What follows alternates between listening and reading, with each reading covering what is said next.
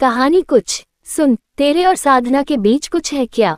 चंदा ने पूछा तो मैं चौंका। उसके कहने का अंदाज ही कुछ ऐसा था कि मुझे हंसी आ गई। बड़ी मुश्किल से अपनी हंसी रोकते हुए मैंने पूछा, कुछ से मतलब कुछ यानी कुछ?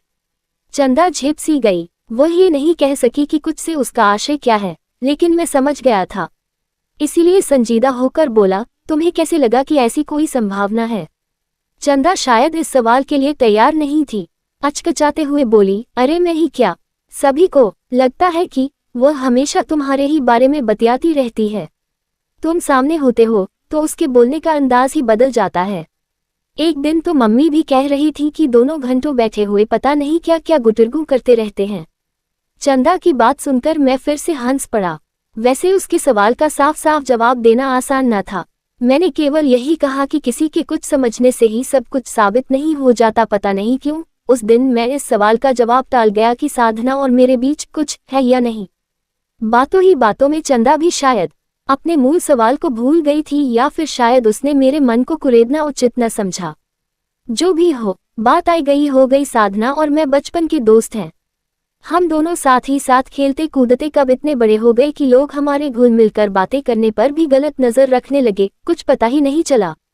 चंदा उम्र में हम दोनों से 2-3 साल बड़ी है, लेकिन वह भी हमारी दोस्त है।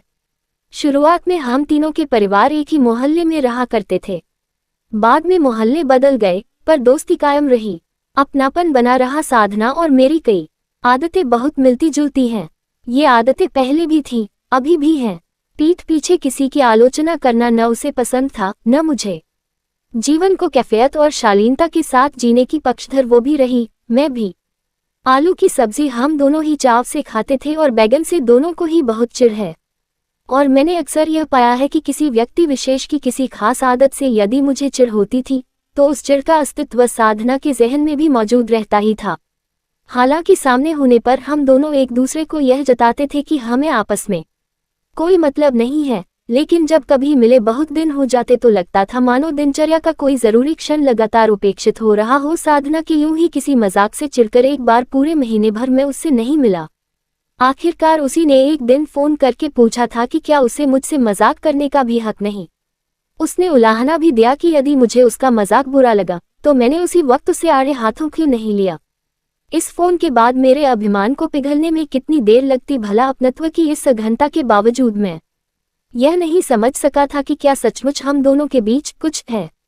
यही कारण था कि चंदा के सवाल का जवाब मैं जानबूझकर टाल गया था, लेकिन जिज्ञासा तो जाग चुकी थी। एक दिन मौका पाकर मैंने यही सवाल साधना से किया तो वो खामोश रह गई। उसकी पानीदार आंखें एक क्षण के लिए मेरे चेहरे पर टिकी, मानो बहुत कुछ कहना चाहती हूँ, लेकिन कहा उसने कुछ नहीं। मेरे बहुत कहने पर उसने कहा, पता नहीं, और चाय बनाने चल दी।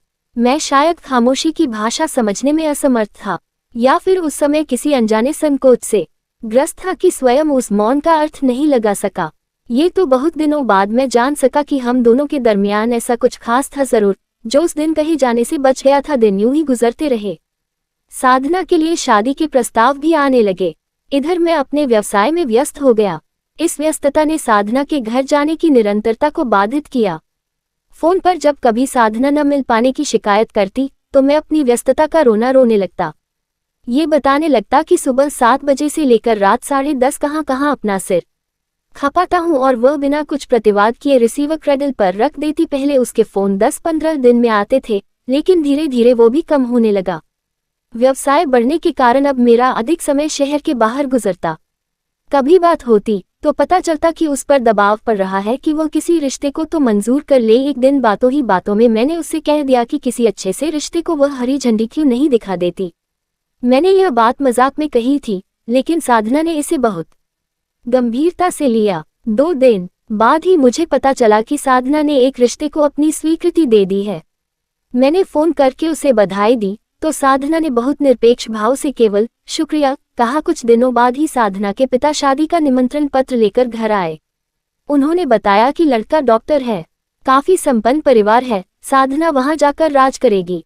वो मुग्ध भाव से सारी संभावनाओं को रेखांकित कर रहे थे और मैं अनमने भाव से उनकी बातों को सुनता रहा। फिर एक दिन बारात आई, फेरे हुए और साधना विदा भी हो गई। शादी के कुछ दिनों बाद ही एक दिन चंदा रास्ते में मिल गई। मिलते ही उसने शिकायत की, साधना की शादी में तुम दिखाई नहीं दी अनूप। वहां तुमको सबने बहुत मिस किया। कहाँ चले गए थे उस दिन? यही था, मैंने संक्षिप्त सा उत्तर दिया। फिर आए क्यों नहीं साधना के यहाँ? चंदा चौंकते हुए बोली, पता है, विदाई के समय भी न जाने क्यों मुझे ऐसा लगता रहा मानो साधना की भीगी आंखें तुम्हें ही तलाश रही हों। मैं एक क्षण खामोश रहा, फिर बोला, मुझे खुद को ये पता नहीं है चंदा कि मैं उस दिन साधना के घर पहुंचा क्यों नहीं। बस हर क्षण मन को ये लगता रहा जैसे अंदर ही अंदर कुछ दरक रहा है, कुछ हिस्सा जिसे बरसों से अपने भीतर सहेज कर रखा हुआ था। कुछ यानी? चंदा की सवालिया निगाहें मुझ पर टिक गई। कुछ यानी कुछ, मैंने कहा और हम दोनों हंस दिए, पर वह एक उदास हंसी थी।